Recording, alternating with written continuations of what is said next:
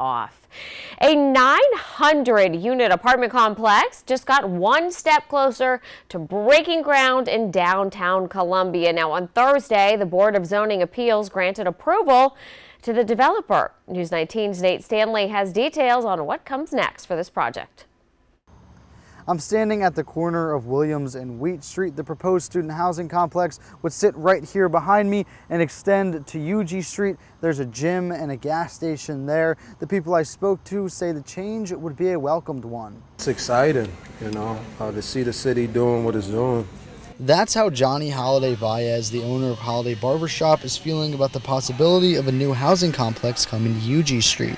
In the Thursday Columbia Board of Zoning Appeals meeting, a proposal was presented to the board that received approval. Leighton Lord with Nexen Pruitt, the agency representing Subtext developers, requested the front yard setback be increased from 10 to 40 feet along the Wheat Street side and mentioned activating more space along Blossom and Williams Streets. As mentioned, the entire Blossom Street will be activated because it'll have leasing, it'll have student study areas, but it will also have these units that open onto Blossom.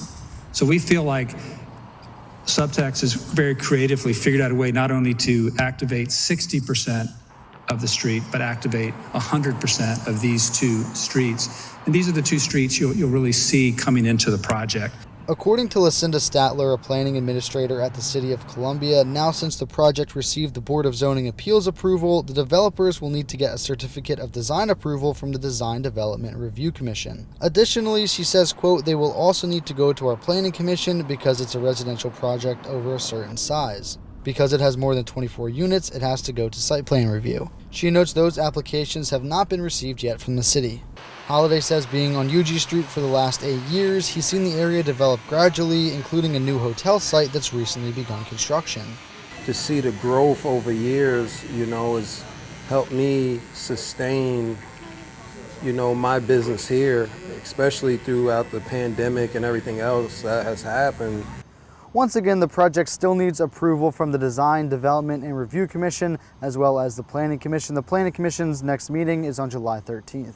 Reporting in Columbia, Nate Stanley, News 19, WLTX.